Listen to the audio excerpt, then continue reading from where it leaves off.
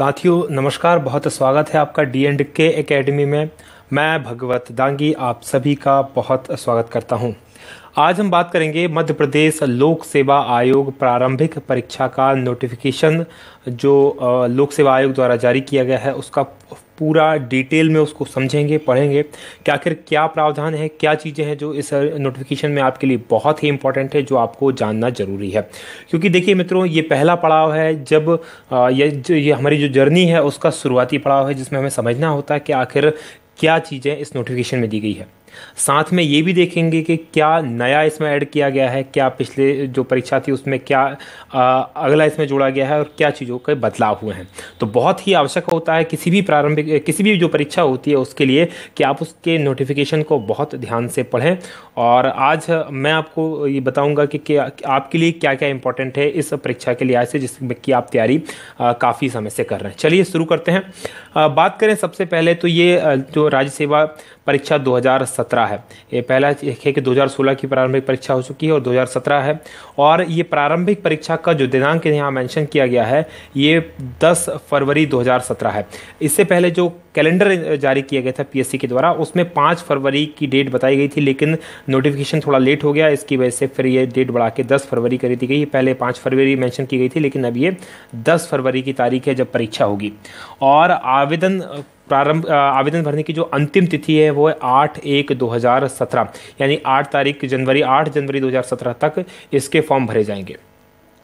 2 paper होंगे, जैसे सभी को पता है। प्रथम पेपर होगा वो सामान्य अध्ययन जीएस का होगा, जो 10 बजे से लेकर 12 बजे तक होगा। और दूसरा पेपर सामान्य अभिरुचि परीक्षण यानी सीसेट का होगा, जो 2/15 से लेकर 4/15 का तक होगा। और ये एक ही दिन होगा, 10 तारीख को दोनों के दोनों पेपर होंगे। बात करें ये सबसे इंपॉर्टेंट चीज़ें हम इसकी पढ़ना करें तो राज्य सेवा परीक्षा के लिए आवेदन कर रहे अभ्यर्थी राजवंश सेवा परीक्षा हेतु एक ही ऑनलाइन कॉमन आवेदन पत्र भर सकेंगे, बशर्ते वे राजवंश सेवा में बैठने की अर्हता रखते हो। क्या हुआ है, इस बार आवेदन पत्र एक ही भरा जा रहा है दोनों परीक्षाओं के लिए, राज्य सेवा, राज्य प्रशासनिक सेवा और राज्य वन सेवा दोनों परीक्षाओं के लिए। तो आप अगर इसकी अर्हता रखते हैं तो इसका भी साथ में नोटिफिकेशन जारी हुआ जो पीएससी की वेबसाइट पर आपको मिल जाएगा, तो वहाँ से आप इसका नोटिफिकेशन राज्य वन सेवा नोटिफिकेशन भी देख सकते हैं। और यदि आप उसके लिए एलिजिबल हैं तो वो भी आप फॉर्म डाल सकते हैं। राज्य सेवा परीक्षा 2017 हेतु केवल ऑनलाइन आवेदन स्वीकार किए जाएंगे, यानी आवेदन का जो मोड होगा वो ऑनलाइन होगा। और जो आयु की गणना होगी वो 1 जनवरी 2017 के संदर्भ में की जाएगी। तो बहुत ध्यान से आप इस चीज़ को याद रखिएगा कि जो आयु की गणना होगी 1 जनवरी 2017 के संदर्भ में होगी। तो बाकी जो इंपॉर्टेंट चीज़ें मैं ही वो आपको बताऊंगा, बाकी जो इंपॉर्टेंट नहीं है वो चीज़ें आपको नहीं बताई जाएंगी। देखिए, प्रारंभिक परीक्षा 2017 के लिए जो आवेदन प्रारंभ करने की तिथि है वो है 9/12/2016, यानी 9 तारीख 12वें महीने 2016, 9 दिसंबर से फॉर्म डालना 12 बजे से दोपहर 12 बजे से प्रारंभ हो जाएंगे, जो कि 8 जनवरी 2017 तक रात्रि 12 बजे तक डलेंगे। और फॉर्म डालने के लिए आप mpionline.gov.in या mppsc.nic.in या फिर mppsc.com पर ये फॉर्म भरे जा सकेंगे। उसके पश्चात ये लिंक निष्क्रिय हो जाएगी, इस लिंक से और आप भी भर सकते हैं और ये वहाँ से भी आप भरवा सकते हैं। मैं आपको सजेस्ट करूँगा कि आप MP ऑनलाइन से ही ये फॉर्म डलवाएं। आवेदक ऑनलाइन पत्र की सावधानी पूर्वक जांच कर ले, यानी फॉर्म फिलअप करने से पहले बहुत अच्छे से जांच लें कि कोई चीज़ उसमें गलत तो नहीं है। फॉर्म फिलअप करने के बाद जो प्रिंट आउट आपको मिलता है उसकी भी आप जांच कर ले, और यदि आपको लगता है कि उसमें कोई त्रुटि है तो त्रुटि सुधार का कार्य 16/12 यानी कि 16 दिसंबर से लेकर 10 जनवरी के बीच में किया जा सकता है। लेकिन उसके लिए प्रति त्रुटि सुधार के लिए आपको 50 रुपये का भुगतान देना होगा। देखिए, यहाँ पर एक चीज़ जो बहुत अंडरलाइन करके मेंशन आयोग द्वारा की गई है कि आवेदक यह ध्यान रखें कि प्रारंभिक परीक्षा के आवेदन में कोई किसी भी प्रकार की त्रुटि का सुधार मुख्य परीक्षा अथवा साक्षात्कार परीक्षा के स्तर पर नहीं किया जाएगा, अतः वे प्रारंभिक परीक्षा का आवेदन पत्र अत्यंत सावधानी पूर्वक भरें।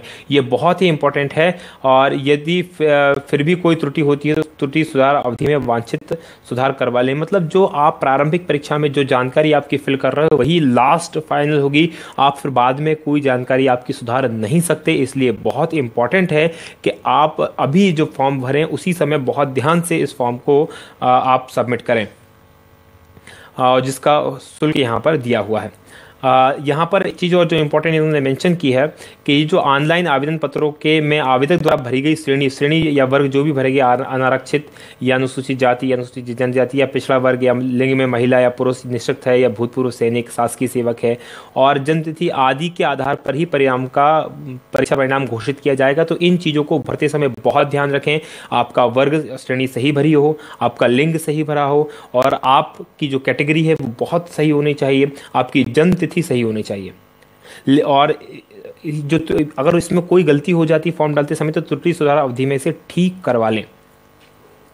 अब बात करें ये विज्ञापन के अंतर्गत विज्ञापित पदों हेतु वस्तुनिष्ठ प्रारंभिक परीक्षा मतलब मल्टीपल चॉइस क्वेश्चंस के आधार पर होगी। ये 10/2/2017 को 2 सत्रों में आयोजित की जाएगी, और इसके प्रवेश पत्र जो रहेंगे 18/1/17 से 8/2/17 के बीच में रात्रि 12 बजे तक ये उपलब्ध होंगे, 18/8/12/17 को। तो ये मतलब ध्यान रखिएगा, प्रवेश पत्र आप 18/1 से यानी 18 जनवरी से 8 फरवरी के बीच इसको डाउनलोड कर सकेंगे, और ये वेबसाइट इन्होंने मेंशन की, यहाँ जाके आप ये डाउनलोड कर पाएंगे। चलिए देखते हैं आगे। ये फिर उन्होंने दिया कि विज्ञापन के संदर्भ में और सूचनाएं कहाँ से मिल सकती हैं। आपका ईमेल आईडी और एसएमएस के द्वारा जो आप फॉर्म डालेंगे उसमें मिल जाएगी। तो ये हमारे लिए इंपॉर्टेंट नहीं है। अब हमारे लिए इंपॉर्टेंट है पात्रता। देखिए, राज्य सेवा 2016 हेतु सभी स्नातक उत्तीर्ण मतलब जो ग्रेजुएट हो गए हैं अथवा स्नातक के अंतिम वर्ष में अध्ययनरत अभ्यर्थी पात्र हैं। मतलब जो फाइनल ईयर में है वो पात्र हैं, लेकिन इसमें थोड़ा सा एक फॉर्मूला है समझने का, आपको समझ में आ जाए तो आगे इसको और विस्तार से दिया गया। तो वहाँ हम बात करेंगे कि आखिर स्नातक में भी कौन से विद्यार्थी भाग ले सकेंगे। चयन परिणाम प्रकाशित होने के बाद भी कंप्यूटर त्रुटि, लिप की त्रुटि होने पर यह आयोग सुधार करने का आरक्षित रखता है। तो ये हमारे लिए इंपॉर्टेंट नहीं, ये आयोग की बात है। फिर यहाँ उसने कुछ क्वेश्चंस दिए हैं कि चयन प्रक्रिया प्रणाली है और किसी के व्यक्ति को उसमें ना आया, तो ये कोई सभी आपको पता है ये चीज़ें। तो अब देखते हैं सबसे इम्पोर्टेंट जो चीज़ें हैं। अब इसमें आपको कि जो इस बार पोस्ट हैं वो कितनी है, यानी कि कुल कितने पद हैं, और बहुत ही इंपॉर्टेंट हो जाता है ये पदों का ज्ञान आपके लिए। इंपॉर्टेंट इस मायने में हो जाता है क्योंकि यही आपको तय करता है कि जो अगर पदों की संख्या अधिक हुई तो ज़्यादा लोगों को लिया जाएगा और कट ऑफ नीचे जाएगा। तो बहुत सारी चीज़ें यहाँ से तय होती हैं। तो आप इस चीज़ को बहुत अच्छे से देख लें कि कौन कौन से पद हैं, तो उसकी हम बात करेंगे। इस बार थोड़ा दुर्भाग्य है, पीएससी वालों के लिए बहुत कम पद इस बार आए हैं। राज्य प्रशासनिक सेवा के अंतर्गत देखिए संबंधित, पहले आप इसमें आप देखेंगे तो विभिन्न विभाग होंगे, क्योंकि ये विभिन्न विभागों में अलग अलग विभागों में ये होती है ये वैकेंसीज। जैसे सामान्य प्रशासन विभाग के अंतर्गत एक पद है, वो है उप जिला अध्यक्ष, यानी कि इसे अपन जो कहते हैं डिप्टी कलेक्टर के पद के नाम से जानते हैं। तो इसके अंदर जो कुल रिक्तियां हैं इस बार 27 कुल पद हैं इसके अंतर्गत दिए गए हैं। और वेतनमान की बात करें तो काफ़ी अच्छा पद होता है, वेतनमान काफ़ी अच्छा है, 15,600 से 39,100 रुपये का इसका वेतनमान है, और 5,400 का ग्रेड पे। तो लगभग काफ़ी अच्छा ये वेतनमान यहाँ पर है। तो एक वीडियो में मैं आपको बताऊंगा किस तरह से आप वेतनमान से जो है पेमेंट निकाल सकते हैं, कि जो सैलरी हाथ में आएगी वो कितनी बनेगी। तो वो हम कभी बात करेंगे, अभी इसको हम समझने का प्रयास करते हैं। फिर गृह विभाग यानी कि पुलिस विभाग के अंदर उप पुलिस अधीक्षक यानी कि डीएसपी पद के लिए जो हैं इस बार 45 पोस्ट हैं। तो ये फिर वर्गवार आरक्षण दिया गया है। तो अनरिजर्व के लिए कितनी है, एससी के लिए कितनी है, एसटी के लिए, ओबीसी के लिए, तो इतनी डिटेल में जाने की हमें आवश्यकता नहीं है। आप इसको यहाँ पर देखते चलें कि आपके के लिए कितनी है। बात करें पंचायत एवं ग्रामीण विकास विभाग में अतिरिक्त सहायक विकास आयुक्त यानी कि मुख्य कार्यपालन अधिकारी जनपद पंचायत, ये सीईओ चीफ एग्जीक्यूटिव ऑफिसर जनपद पंचायत का बहुत ही महत्वपूर्ण पद होता है। और इस बार इसकी 5 पोस्ट यहाँ पर दी गई हैं। और ये सारी जो पोस्ट हैं ये द्वितीय श्रेणी यानी सेकेंड क्लास ऑफिसर की पोस्ट हैं। ये ध्यान रखिएगा, सेकंड क्लास ऑफिसर की पोस्ट है। ये ऑफिसर्स की क्लासेस होती हैं, first class officer, second class और थर्ड क्लास ऑफिसर। तो ये सेकंड क्लास ऑफिसर द्वितीय श्रेणी के अधिकारी की पोस्ट है। बात करें विकास खंड अधिकारी, वीडियो करके एक पद होता है विकास खंड अधिकारी, ये जनपद पंचायत में होता है और इसकी केवल एक पोस्ट दी गई है इस बार। बात करें महिला और बाल विकास विभाग के अंतर्गत, महिला बाल विकास के अंतर्गत है बाल विकास परियोजना अधिकारी की 2 पोस्ट है। आदिम जाति कल्याण विभाग के अंतर्गत है क्षेत्र संयोजक या विकास खंड अधिकारी, आदिम जाति कल्याण विभाग में काम करते हैं और इनकी इस बार 2 पोस्ट है। बात करें राजस्व विभाग की, तो राजस्व विभाग में अब यहाँ तृतीय श्रेणी यानी थर्ड क्लास ऑफिसर की बात यहाँ पर चलेगी, तृतीय श्रेणी की। तो नायब तहसीलदार जो कि काफ़ी इंपॉर्टेंट पद होता है राजस्व का, तो राजस्व विभाग में नायब तहसीलदार की 34 पोस्ट है, काफ़ी अच्छी पोस्टें दी गई हैं। मुख्य नगर पालिका अधिकारी, जो नगर पालिका में मुख्य अधिकारी होते हैं श्रेणी ग श्रेणी में भी, तो उनकी जो कुल पोस्ट हैं वो यहाँ पर 13 पोस्ट दी गई हैं। जेल विभाग में बात करें तो जेल विभाग में सहायक जेल अधीक्षक की जो 17 पोस्ट हैं। वाणिज्य कर निरीक्षक, वाणिज्य कर विभाग के अंतर्गत 23 पोस्ट हैं। सहकारिता विभाग के अंतर्गत सहकारी निरीक्षक या सहकारिता विस्तार अधिकारी की 18 पोस्ट हैं। वाणिज्य कर विभाग के अंतर्गत ही उप पंजीयक की 3 पोस्ट हैं। इस तरह से कुल 190 पोस्ट यहाँ पर है इस परीक्षा में, तो काफ़ी कम है पिछली बार की तुलना में, क्योंकि पिछली बार जो वैकेंसी निकली थी उसमें 255 पोस्टें थी और इस बार ये संख्या में काफ़ी कम है। चलिए आगे देखते हैं। इसमें फिर दिया गया है कि कौन एलिजिबल होगा। इसके अंदर टिप कुछ दी गई हैं कि महंगाई भत्ता वगैरह ये दे होगा, और परीक्षा में आवेदन भरते समय सुनिश्चित कर लें कि आप परीक्षा में सम्मिलित होने की पात्रता रखते हैं। आपकी पात्रता पहले ही सुनिश्चित लेनी पड़ेगी, क्योंकि बाद में इस पर कोई भी विवाद नहीं होगा, और अगर ऐसा कुछ होता है, गलत जानकारी दी जाती है, तो आपका आवेदन निरस्त कर दिया जाएगा। तो हम इसकी पात्रता की श्रेणियों को भी देखेंगे कि क्या क्या पात्रता की श्रेणी है। समस्त आरक्षण एवं जुड़ी आयु सीमा की छूट मध्य प्रदेश राज्य के संदर्भ में है। यहाँ पर एक बहुत इंपॉर्टेंट बात है जो आपको समझ लेना होगी कि यदि आप मध्य प्रदेश से बाहर से अगर इस परीक्षा में भाग ले रहे हैं तो आपको किसी भी प्रकार का कोई आरक्षण और आयु सीमा में छूट नहीं प्राप्त होगी। यदि आप दूसरे राज्य में किसी भी वर्ग में आते हैं, चाहे आरक्षित वर्ग में आते हैं, आप एससी से आते हैं, एसटी से आते हैं या ओबीसी से आते हैं, तो मध्य प्रदेश के बाहर के अगर आप निवासी हैं तो आपको यहाँ पर कोई आरक्षण का लाभ नहीं मिलने वाला है। अतः अनुसूचित जाति, अनुसूचित जनजाति, अन्य पिछड़ा वर्ग, महिला, निःशक्तजन, भूतपूर्व सैनिक आदि को दे आरक्षण और आयु सीमा की छूट के केवल जो है मध्य प्रदेश के मूल निवासियों को दे होगी। मतलब जो मध्य प्रदेश के मूल निवासी है उनको ही आरक्षण वगैरह की आवश्यकता मिल पाएगी। बाकी जितने भी लोग आप एलिजिबल हैं, आप अगर मध्य प्रदेश से बाहर हैं तो फॉर्म डाल सकते हैं, लेकिन आपकी गिनती जो होगी अनरिजर्व कैटेगरी के अंदर होगी, यानी कि आपको जनरल कैटेगरी के अंदर फाइट करना होगा। उन वर्गों के आवेदक अनारक्षित वर्ग के रूप में विचारित किए जाएंगे। देखिए अब इसमें फिर ये दिया गया है कि जो पिछड़ा वर्ग के अंदर भी एक क्रीमी लेयर का पद होता है, मतलब जिनके पास जो अधिक वेल ऑफ होते हैं, तो क्रीमी लेयर की एक श्रेणी होती, तो उनको भी आरक्षण का और छूट का, ये जो आयु सीमा में छूट है, इनका कोई लाभ नहीं मिलने वाला। तो इसके लिए उनको एक प्रमाण पत्र देना होगा कि वो क्रीमी लेयर की श्रेणी में नहीं आते। तो आपका जाति प्रमाण पत्र जो बना उसमें ये स्पष्ट मेंशन है कि आप क्रीमी लेयर की श्रेणी में आते हैं या नहीं आते। स्थायी जाति प्रमाण पत्र में बहुत स्पष्ट रूप से लिखा होता है। फिर ये इंपॉर्टेंट है, कुछ इंपॉर्टेंट चीज़ें और जो इसमें है, सावधानी पूर्वक भरने की बात आवेदन पत्र में कही गई है। साथ में एक इंपॉर्टेंट बात यह कि यदि किसी अनारक्षित या आरक्षित प्रवर्ग में महिलाओं के उपरोक्त अनुसार आरक्षित पद उपयुक्त महिला अभ्यर्थी के अभाव में रिक्त रह जाते हैं, मतलब कोई पद है जो महिलाओं के लिए आरक्षित है और वो महिला से भर नहीं पाते, तो ऐसे रिक्त पद आगामी वर्ष के लिए कैरी फॉरवर्ड नहीं किए जाएंगे, उनको आगे के लिए नहीं किया जाएगा, बल्कि उसी प्रवर्ग के, यानी एससी के हैं तो एससी के पुरुष, ओबीसी के तो ओबीसी के पुरुष, और जनरल जिस भी कैटेगरी के तो उसी कैटेगरी के पुरुष उम्मीदवारों से वो भर दिए जाएंगे। हालांकि ऐसा होता नहीं, आजकल बहुत सारी पद खाली होने की तो कोई गुंजाइश है इसके अंदर नहीं, तो ये हमारे लिए इंपॉर्टेंट नहीं है। पदों की संख्या में परिवर्तनीय मतलब होता ये है कि राज्य से अभी जो 190 पोस्ट आई हैं, इनमें काफ़ी पोस्टें बढ़ने की गुंजाइश होती है, क्योंकि जब तक परीक्षा होती है उससे पहले तक कई और जो विभाग होते हैं अपनी अपनी डिमांड पहुंचा देते हैं, शुद्धि पहुंचा देते हैं कि भाई हमें और इसके अंदर अधिकारियों की पोस्टें जोड़ना है। तो आप यकीन मानिए इसमें काफ़ी सारी पोस्टें और बढ़ जाएंगी, लगभग हर बार भी 40, 50, 100, 125 तक पोस्टें बढ़ जाती हैं, तो इस बार फिर पोस्टें बढ़ने की पूरी संभावना है। फिर इसमें कौन एलिजिबल नहीं होगा, यह ऐसा गया कि यदि कोई भी विद्यार्थी जिसे महिलाओं के विरुद्ध किसी अपराध का दोष सिद्ध ठहराया गया हो या किसी सेवा या पद पर नियुक्ति के लिए पात्र नहीं होगा, और यदि उसके खिलाफ केस चल रहा है तो उसका जब मामला का आखिरी फैसला नहीं आ जाता तब तक वो उसकी नियुक्ति लंबित रहेगी।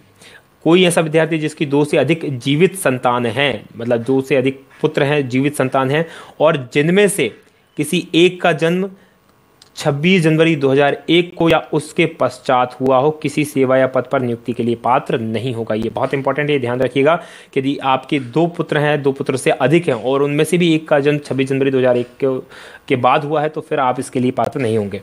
परंतु कोई अभ्यर्थी सेवा या पद नियुक्ति के लिए निर्धारित नहीं होगा यदि उसके पूर्व में एक जीवित संतान है और आगामी प्रसव 26/1/2000 को उसके पश्चात होता है, जिसमें 2 या 2 से अधिक जीवित संतानों का जन्म होता है, यानी कि जुड़वा बच्चों का जन्म होता है, तो फिर इसमें कोई दिक्कत नहीं है।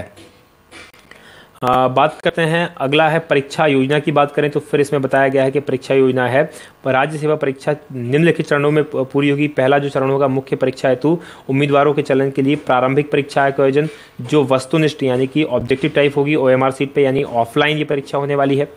सेवाओं और पदों के विभिन्न प्रवर्गों के लिए उम्मीदवारों हेतु राज्य सेवा मुख्य परीक्षा जो लिखित विवरणात्मक यानी कि ये रिटर्न में होने वाली है। और तीसरा जो होगा साक्षात्कार, मतलब 3 स्तर पर ये परीक्षा आयोजित की जाएगी। अब बात करते हैं इसके अगली चीज़ों की, तो ये है प्रारंभिक परीक्षा के बाद में पूछे गए प्रश्नों और उसके मॉडल उत्तरों की कुंजी तैयार कर आयोग की वेबसाइट पर उपलब्ध कर दिया जाएगा। और वो 7 कार्य दिवस की अवधि में, मतलब उसके प्रकाशन के जैसे 1 तारीख को प्रकाशित किया गया, 7 तारीख के तक आपत्तियां अगर किसी प्रश्न पर आपके तो आप उसको सेंड कर सकेंगे। और प्रति प्रश्न आपत्ति का इस बार शुल्क रखा गया, ये नई चीज़ है, 100 रुपये शुल्क रखा गया, जबकि इससे पहले ये शुल्क नहीं लिया जाता था। और ये स्पष्ट रूप से कह दिया कि आपत्ति दिया गया शुल्क वापस नहीं किया जाएगा। अब प्राप्त आपत्तियों पर आयोग की एक विशेषज्ञ समिति बैठेगी और वो उस पर विचार करेगी, और विचार करने के बाद जो सही विकल्प होगा उसे चुनेगी, या सही एक से ज़्यादा विकल्प सही है तो फिर उस प्रश्न को निरस्त कर दिया जाएगा। और फिर आखिरी जो फाइनल आंसर शीट बनेगी और विलोपित यानी कि निरस्त डिलीट कर दिए गए प्रश्नों को छोड़कर शेष प्रश्न जो बनेंगे उसके आधार पर अंतिम उत्तर कुंजी के अनुसार अभ्यर्थियों का मूल्यांकन कर परीक्षा परिणाम घोषित किया जाएगा। तो ये बहुत इंपॉर्टेंट है, इसको आप समझ लें, क्योंकि होता पिछली बार भी यही हुआ था कि जो प्रश्न गलत थे उनको डिलीट कर दिया गया था, यानी उनको बोनस किसी को नहीं दिया जाएगा, डिलीट। अब यहाँ परीक्षा प्रस्तावित शहर है तो ये सभी पूरे मध्य प्रदेश के 51 जिलों को प्रस्तावित किया गया, तो सभी जिलों के अंदर परीक्षा होगी और आप इसको देख सकते हैं। और शहर चयन के हेतु आवश्यक अनुदेश, यानी 5 स्थान आपको शहर चयन करना है जहां पर आप इसको फॉर्म परीक्षा के लिए बैठना चाहते हैं। तो आप अपना गृह जिला तो करें, उसके बाद फिर 4 और कर लें लगभग। लेकिन 90% केसेस में आपको गृह जिला मिल जाता है, ऐसी कभी स्थिति पैदा नहीं होती कि आपको दूसरे जिला जाना पड़े, फिर भी 5 शहर वो चुनते हैं। अब बात करें न्यूनतम शैक्षणिक योग्यता की, बहुत इंपॉर्टेंट है, कई बार ये कंफ्यूजन होता है कि कौन उसमें भाग ले सकता है कौन इसमें भाग नहीं ले सकता। तो पहली तो क्या इसके अंतर्गत क्या है कि किसी विश्वविद्यालय या शैक्षणिक संस्थान या विश्वविद्यालय अनुदान आयोग द्वारा विश्वविद्यालय से स्नातक उपाधि धारण, मतलब कोई यूनिवर्सिटी है UGC द्वारा रिकॉग्नाइज्ड यूनिवर्सिटी है, उससे कोई व्यक्ति ग्रेजुएट होना चाहिए, ठीक है। और दूसरा क्या है, ऐसे अभ्यर्थी जो किसी परीक्षा में सम्मिलित हुए हों उसमें उत्तीर्ण होने के पश्चात भी आयोग की परीक्षा के शैक्षणिक रूप से अर्ह होंगे, यानी कि वो एलिजिबल होंगे कि उस परीक्षा में बैठ सके, किंतु उनका परिणाम घोषित नहीं हुआ था। ऐसे अभ्यर्थी भी जो ऐसी कार्यकारी परीक्षा में सम्मिलित होने का आशय रखते हैं प्रारंभिक परीक्षा में प्रवेश के पात्र होंगे। मतलब कोई ऐसा व्यक्ति है जिसने फाइनल ईयर के एग्जाम दिया है या फाइनल ईयर के एग्जाम दे रहा है, तो वो इस परीक्षा में प्रारंभिक परीक्षा, ध्यान रखिएगा यहाँ पर प्रारंभिक परीक्षा में वो भाग लेने के पात्र होंगे, प्रारंभिक परीक्षा में बैठ सकते हैं। ऐसे समस्त अभ्यर्थियों के लिए जो आयोग द्वारा राज्य सेवा मुख्य परीक्षा में सम्मिलित होने की अर्ह घोषित किए जाते हैं। मतलब प्रारंभिक परीक्षा की अगर क्वालिफाई कर ली, फिर मुख्य परीक्षा में केवल उन्हीं को घोषित किया जाएगा या बैठाया जाएगा जो मुख्य परीक्षा के आवेदन करने की अंतिम तिथि तक स्नातक उपाधि या समकक्ष अर्ह कर परीक्षा उत्तीर्ण होना आवश्यक है। यानी कि जो न्यूनतम मांगी गई है स्नातक ग्रेजुएट उसका हो जाना चाहिए, जिस अंतिम तारीख जो मुख्य परीक्षा के आवेदन की अंतिम तारीख है उससे पहले उसका पास होना या उसके पास उपाधि होना आवश्यक है, यानी उसका ग्रेजुएट होना जरूरी है। ऐसे विद्यार्थी जिनके मुख्य परीक्षा के आवेदन प्रस्तुत करने से अंतिम दिन तक या उसके पूर्व स्नातक उपाधि कार्यकारी जो परीक्षा उत्तीर्ण नहीं की है मुख्य परीक्षा हेतु आवेदन करने के पात्र नहीं होंगे, भले ही वो फाइनल ईयर में ही क्यों ना हो। तो ये बहुत इंपॉर्टेंट है कि जो परीक्षा की आखिरी तिथि है, आवेदन करने की आखिरी तिथि, उस तक उनके पास उनका परीक्षा में पास होना उनका जरूरी है। तो इसके अंदर ये दिया गया है, तो ये एक इंपॉर्टेंट है, ये देख लें आप इसमें। फिर आयु सीमा और संगणना, इसमें भी लोगों को काफ़ी कंफ्यूजन होता है कि भाई आयु सीमा क्या मानी जाएगी, क्या गणना होगी। तो देखिए गृह विभाग के अंदर बात करें तो गृह पुलिस विभाग में, वाणिज्य कर आबकारी विभाग में, जेल विभाग के अंदर और परिवहन विभाग के पदों में अधिकतम आयु सीमा सामान्य प्रशासन विभाग के परिपत्र के अनुसार ये उन्होंने कहा है कि न्यूनतम आयु सीमा तो 21 वर्ष होगी। किन विभागों की बात करें, पुलिस विभाग, वाणिज्य विभाग, जेल विभाग और परिवहन विभाग। इसके अंदर बात की है तो 21 वर्ष कम से कम, और अधिकतम जो सीमा होगी वो 28 वर्ष होगी। तो ध्यान से रखिएगा इस चीज़ का, न्यूनतम होगी 21 वर्ष और अधिकतम होगी 28 वर्ष की सीमा। वहीं गृह विभाग पुलिस विभाग को छोड़कर, गृह विभाग यानी पुलिस विभाग, वाणिज्य कर विभाग, हमने जब वैकेंसीज देख रहे थे उस समय आपको विभाग बार वैकेंसी बताई थी कि किस विभाग में कितनी है, तो उसमें इन 2 विभागों को छोड़कर, जेल विभाग और परिवहन विभाग के पदों को छोड़कर, मतलब ये विभाग छोड़ने के बाद बाकी सब में न्यूनतम 21 वर्ष और अधिकतम 40 वर्ष की आयु के बीच में लोग मान्य होंगे। तो यहाँ पर देखिएगा, और ये मध्य प्रदेश के मूल निवासियों के है न्यूनतम 21 वर्ष और अधिकतम 40 वर्ष। लेकिन जो मध्य प्रदेश के मूल निवासी नहीं है, दूसरे प्रदेशों से हैं, वो न्यूनतम 21 वर्ष और अधिकतम 35 वर्ष की आयु तक उनकी मान्य होगी। और आयु की गणना जो की जाएगी 1 जनवरी 2017 के संदर्भ में की जाएगी। 1 जनवरी 2017 को जितना आपकी आयु होगी वही मानी जाएगी। तो अगर मध्य प्रदेश के हैं तो आप 21 वर्ष से 40 वर्ष के बीच होना चाहिए, और मध्य प्रदेश से बाहर के हैं तो आप 21 वर्ष से 35 वर्ष की आपकी आयु के बीच में होना चाहिए। शारीरिक मापदंड की बात करें तो गृह विभाग, पुलिस विभाग, वाणिज्य कर, आबकारी विभाग और जेल विभाग, परिवहन विभाग, ये जो विभाग है जहाँ पुलिस के जैसे काम होते हैं, तो वहाँ कुछ शारीरिक मापदंड है कि इससे कम शारीरिक मापदंड के लोग नहीं चलेंगे। जैसे इस बार बात करें तो उप पुलिस अधीक्षक यानी डीएसपी और सहायक जेल अधीक्षक के लिए जो मापदंड हैं वो है पुरुषों के लिए जो हाइट है 168 सेंटीमीटर और महिलाओं के लिए 155 सेंटीमीटर। वहीं पुरुषों के लिए जो सीने का माप है वो 84 सेंटीमीटर है बिना फुलाए, और 89 सेंटीमीटर है फुलाने सहित, मतलब 5 सेंटीमीटर का फुलाव इसमें माना गया है। अब इसमें आयु सीमा में ये 40 वर्ष की जो अधिकतम आयु सीमा है, इसमें और भी छूट, अधिकतम आयु सीमा में किसको छूट मिल सकती है उसके बारे में हम देखेंगे। आयु सीमा में छूट की बात करें तो गृह विभाग, पुलिस विभाग, वाणिज्य कर, आबकारी और जेल विभाग, परिवहन विभाग, ये जो विभाग हैं, मतलब पुलिस विभाग, वाणिज्य कर विभाग, जेल विभाग और परिवहन विभाग, इनमें जो आयु सीमा में छूट होगी वो क्या होगी? अनारक्षित वर्ग, अनुसूचित जाति, माफ कीजिएगा, आरक्षित वर्ग में अनुसूचित जाति, अनुसूचित जनजाति और पिछड़ा वर्ग, शासकीय सेवक, निगम, मंडल, स्वायत्त शासी संस्थाएं, नगर सैनिक, महिलाएं आदि संबंधित वर्दीधारी विभागों के भर्ती नियमों का अनुसरण करते हुए नियुक्त किए गए विभागीय कर्मचारी हेतु अधिकतम सीमा 38 वर्ष होगी। यदि आप SC, ST, OBC से आते हैं या फिर कोई शासकीय सेवक हैं या निगम मंडल के कर्मचारी हैं तो, या आप भूतपूर्व सैनिक हैं या फिर आप महिलाएं हैं, तो आपको 38 वर्ष की आयु सीमा में छूट होगी पुलिस विभाग के अंदर, गृह विभाग या पुलिस विभाग में। अन्य पदों में देखें तो अधिकतम आयु सीमा में निम्न आयु शिथिलीकरण होगा कि किस प्रकार की छूट मिल सकती है। अन्य विभाग में इन विभागों के अलावा तो वो मिल सकती है पुरुष आवेदक को अनारक्षित वर्ग के 40 और मध्य प्रदेश से बाहर का है तो 35। वहीं पुरुष आवेदक शासकीय निगम मंडल, स्वशासी कर्मचारी, नगर सैनिक है तो 45 और बाहर के हैं तो 35। मतलब मध्य प्रदेश से बाहर के सभी लोगों के लिए केवल 35 वर्ष ही अधिकतम आयु है। वहीं पुरुष आवेदक की बात करें तो अनारक्षित वर्ग से हैं, आरक्षित वर्ग से हैं, जैसे SC से हैं, ST से हैं, OBC से हैं तो 45। पुरुष आवेदक यदि शासकीय निगम मंडल, स्वशासी कर्मचारी हैं तो उनको भी 45 वर्ष की आयु, या फिर महिला आवेदक हैं किसी भी वर्ग की तो उनको भी 45। महिला आवेदक है अगर आरक्षित वर्ग से भी है और शासकीय उसकी कर्मचारी है तो 45 वर्ष, और महिला आवेदक है यदि वो SC, ST या OBC की है तो 45 वर्ष। ये निःशक्त जन अभ्यर्थी हेतु अधिकतम आयु 45 वर्ष होगी, ये भी इंपॉर्टेंट है। भूतपूर्व सैनिकों को उनके द्वारा दी गई सेवा के आधार पर अधिकतम 3 वर्ष की छूट होगी, जो कि अधिकतम आयु सीमा 45 वर्ष के अधीन होगी। मतलब 45 वर्ष के अंदर ही 3 वर्ष की उनको छूट होगी। यहाँ पर स्पष्टीकरण कुछ दिया गया तो ये हमारे लिए इतना ज़्यादा इंपॉर्टेंट नहीं है। फिर अधिकतम किसके लिए कितनी छूट हो सकती है? भूतपूर्व सैनिकों के लिए आपने देख लिया। जो ग्रीन कार्ड धारक होते हैं, ग्रीन कार्ड धारक वो दंपत्ति होते हैं जिनमें की 2 संतान होती हैं और 2 संतान के बाद जिन्होंने परिवार नियोजन का स्थायी साधन अपना लिया होता, तो ऐसे लोग को ग्रीन कार्ड प्रदान किया जाता, तो उनको अधिकतम 2 वर्ष तक की छूट मिल सकती है। अधिकतम 5 वर्ष की छूट किसको मिल सकती है? सामान्य प्रशासन विभाग के आदेश के अनुसार अनुसूचित जाति, अनुसूचित जनजाति और पिछड़ा वर्ग कल्याण विभाग द्वारा अंतर जातीय जो इंटरकास्ट मैरिज होती है उसके अंदर किसी ने पुरस्कार प्राप्त कर विवाह किया तो उनको भी इसका 5 वर्ष की छूट उनको मिल सकती है। तो ये हमारे लिए इंपॉर्टेंट इतना ज़्यादा नहीं है। फिर विक्रम अवार्ड किसी को मिला है, मध्य प्रदेश सरकार जो देती है, तो उनको भी 5 वर्ष की छूट इसके तहत मिलती है। तो ये एक इम्पॉर्टेंट है। यहाँ पर जो बात की गई है उम्र की सीमा में संबंधित को सारी चीज़ें हमारी स्पष्ट हो चुकी हैं।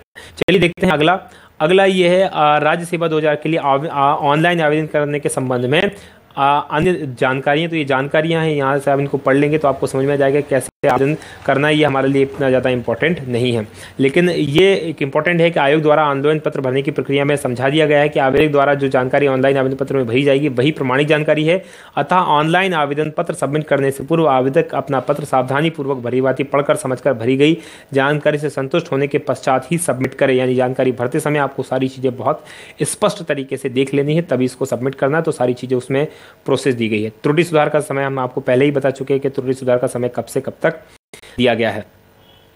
वहीं यहाँ एक और चीज़ जो इम्पोर्टेंट है वो है कि यदि अभ्यर्थी द्वारा आवेदन पत्र में वर्टिकल श्रेणी, देखिए आपको दो तरह के आरक्षण होते हैं, एक होता है वर्टिकल आरक्षण, दूसरा होता है हॉरिजॉन्टल आरक्षण। तो पहले आप इसे समझ लें कि कई बार आपने के सामने प्रश्न आया होगा कि आखिर ये वर्टिकल आरक्षण क्या होता है, हॉरिजॉन्टल आरक्षण क्या होता है।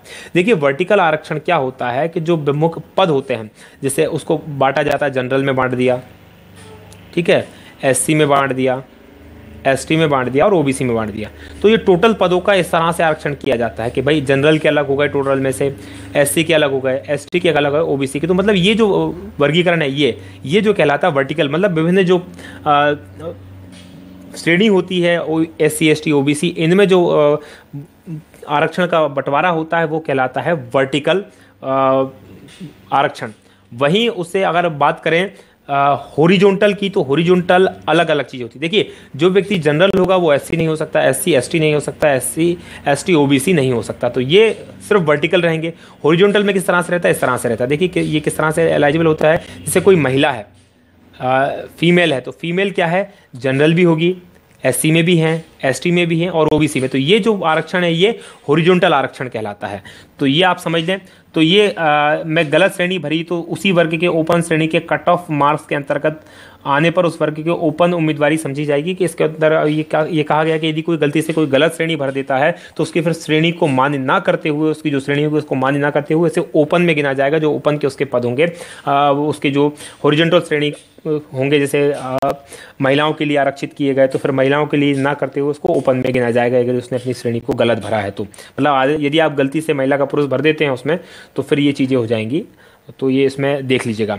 आवेदन भरने के लिए निर्देश और विधि इसमें दी गई है, तो देख लें आप। इसमें तारीख हमने आपको बहुत बार बता चुके हैं। जो राशि है वो मध्य प्रदेश के मूल निवासी, अनुसूचित जाति, अनुसूचित जनजाति और अन्य पिछड़ा वर्ग और निःशक्त श्रेणी के लोगों के लिए 250 रुपये और शेष सभी श्रेणी तथा मध्य प्रदेश के बाहर के आदिवासी व्यक्तियों के लिए 500 रुपये। यानी आप जनरल से आते हैं तो 500 रुपये और मध्य प्रदेश से बाहर से हैं तो 500 रुपये। वहीं अगर आप मध्य प्रदेश के अंदर हैं और अनुसूचित जाति एससी एसटी या ओबीसी के हैं तो फिर आपको 200 रुपये और 40 रुपये पोर्टल शुल्क है।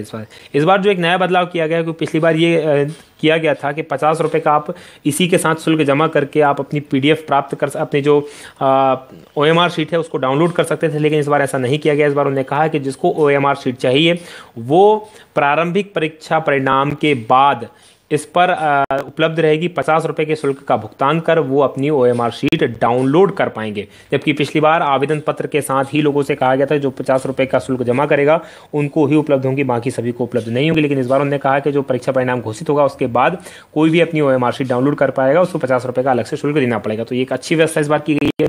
साथ में इसमें एक और चीज़ कही गई थी, सूचना के अधिकार के तहत प्रारंभिक परीक्षा की OMR शीट फोटोकॉपी घोषित होने के बाद, जो परिणाम घोषित होगा उसके बाद प्रदान की जाएगी। किंतु राज्य सेवा मुख्य परीक्षा की उत्तर पुस्तिकाओं का अवलोकन अंतिम चयन परिणाम घोषित होने के बाद आवेदक के द्वारा आवेदन करने पर कराया जा सकेगा। यानी आप वहां जाके खुद अवलोकन कर सकते हैं, आपकी कॉपी चेक कर सकते हैं, देख सकते हैं कि आपको किस तरह से मार्क्स दिए गए हैं। किंतु उत्तर पुस्तिका की फोटोकॉपी प्रदान नहीं की जाएगी। किसी भी कंडीशन में आपको उसकी फोटोकॉपी, मुख्य परीक्षा की फोटोकॉपी नहीं मिलेगी। तो ये एक इंपॉर्टेंट है। अब इसमें ये कहा गया कि प्रारंभिक परीक्षा में सफल अभ्यर्थियों को राज्य सेवा मुख्य परीक्षा हेतु आवेदन और परीक्षा शुल्क का भुगतान अलग से करना होगा। तो ये कोई इंपॉर्टेंट नहीं है, हम सब कर देंगे क्योंकि अगर हमने ये किया है तो।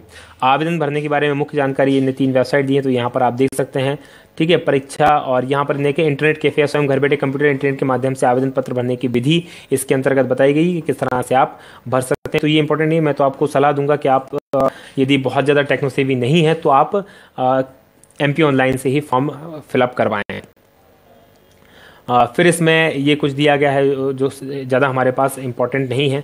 नियोक्ता की अनापत्ति, ये एक इंपॉर्टेंट चीज़ है यहाँ पर। यदि आप किसी शासकीय सेवक के रूप में काम कर रहे हैं या स्थायी अस्थायी रूप से काम कर रहे हैं, तो आप अगर इस परीक्षा में सम्मिलित होना चाहते हैं तो आपको उसके लिए अपने जो नियोक्ता होगा, जो आपके अधिकारी हैं, जो जिस भी जहाँ भी आप काम करते हैं, उनसे आपको एक अंडरटेकिंग अनापत्ति लेनी होगी। अनापत्ति मतलब NOC लेनी होगी कि उन्हें कोई आपत्ति नहीं है आपको इस परीक्षा में शामिल होने देने के लिए। और यदि वो ऐसा नहीं देते हैं तो फिर आपकी जो उम्मीदवारी है उसको रद्द किया जा सकता है। तो आप इसको जरूर ले लें। आवेदक को ऑनलाइन आवेदन पत्र के साथ कोई प्रमाण पत्र लगाने की आवश्यकता नहीं है। समस्त प्रमाण पत्र साक्षात्कार के पूर्व अनुप्रमाण पत्र के साथ आयोग द्वारा मुख्य परीक्षा परिणाम की सूचना में निर्धारित तिथि तक आवश्यक रूप से प्रस्तुत करना होगा। तो ये मुख्य परीक्षा के बाद आपको लगाना होगा, इसलिए ये इंपॉर्टेंट है। फिर आपको आयु संबंधी प्रमाण के लिए, आयु संबंधी प्रमाण के लिए कौन मान्य होगा, तो केवल हाई स्कूल, हायर सेकेंडरी या मेट्रिकुलेशन की अंक सूची जिसके अंदर जन्म तिथि का स्पष्ट उल्लेख है वही मान्य होगी। तो हाई स्कूल की ज़्यादातर मान्य होगी, तो हाई स्कूल की मान्य होगी।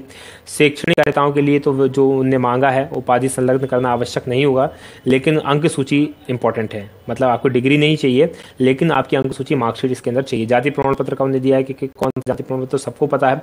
जाति प्रमाण पत्र के साथ ये घोषणा पत्र लगेगा ओबीसी के लिए कि वो क्रीमी लेयर की श्रेणी में नहीं आते हैं, तो ये घोषणा पत्र भर के देना होगा। निःशक्त प्रमाण पत्र का दिया गया, अगर कोई निःशक्त प्रतिशत, अगर 40% से अधिक विकलांग है और जिसको चिकित्सा बोर्ड द्वारा 40% से अधिक विकलांगता का प्रमाण पत्र दिया गया है तो वो इसके अंदर मान्य होगा।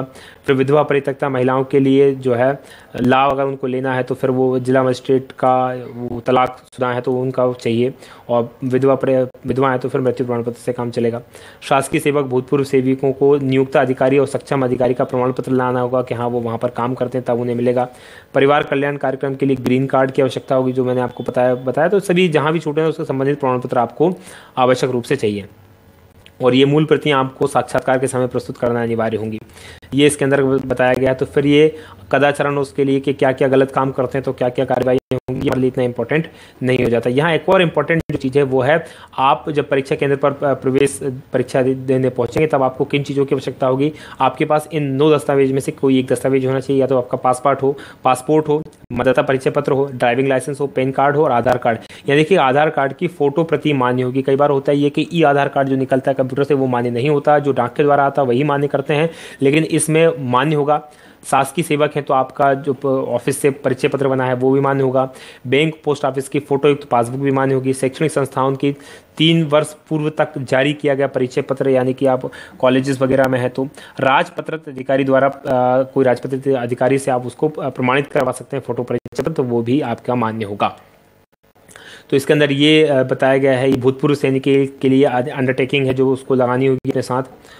और अब बात करेंगे राज्य सेवा प्रारंभिक परीक्षा और राज्य सेवा मुख्य परीक्षा के परिणाम कहाँ घोषित की जाएंगे। तो ये सिंपल चीज़ें हैं, तो ये बहुत इजीली आपको समझ में आ जाएंगे। वर्जित वस्तुओं के बारे में कि क्या क्या वर्जित वस्तुएं हैं, और यात्रा व्यय का भुगतान ये SC ST OBC के जो लोग होते हैं जो बाहर से जाते हैं और जो कहीं सेवारत नहीं है, शासकीय सेवक नहीं है, उन लोगों को जो यात्रा व्यय होता है उसका भुगतान किया जाता है, तो उसके बारे में ये बताया गया है, तो हमारे लिए इतना इम्पोर्टेंट नहीं है। और ये इसमें OMR शीट को किस तरह से भरना उसको पता है, OMR शीट को भरने के लिए अनुदेश दिए गए हैं। एक बार नोटिफिकेशन में आप उसको पढ़ लेंगे तो आपको समझ में आ जाएगा। यहाँ सह अभिलेख की बात की गई, यदि कोई व्यक्ति निःशक्त जन है, दोनों हाथों से लिखने से असमर्थ है, तो प्रारंभिक परीक्षा से उसको किस तरह से सह लेखक उसको दिया जाएगा, उसके क्या नियम है इसके बारे में बताया गया है। आगे देखें, यहाँ पर एक और इंपॉर्टेंट चीज जो दी गई है, यहाँ पर ये देखिए परीक्षा हेतु वर्जित वस्तुएं, यहाँ पर इसको पढ़ना बहुत जरूरी है। सामान्यतः परीक्षा में ऐसा पाया जाता है कि परीक्षार्थी अपने कपड़ों, कफलिंग, चश्मा, जूते, मोजे, बैंड, हाथ के बंधे इत्यादि में नाना प्रकार के इलेक्ट्रॉनिक डिवाइस का प्रयोग करते हैं। परीक्षा में किसी भी इलेक्ट्रॉनिक डिवाइस के उपयोग को रोकने के लिए प्रवेश कक्ष में जूते, मोजे पहनकर प्रवेश वर्जित होगा। परीक्षार्थी चप्पल या सैंडल पहनकर आ सकते हैं। चेहरे को ढककर कक्षा में प्रवेश नहीं कर सकते। एसेसरी जैसे बालों में बांधने के क्लेचर, बक्कल, घड़ी, हाथ में पहनने वाले किसी भी प्रकार के बैंड, कमर में पहने जाने वाले बेल्ट, धूप में पहनने वाले चश्मे, पर्स, वॉलेट, टोपी सभी वर्जित हैं।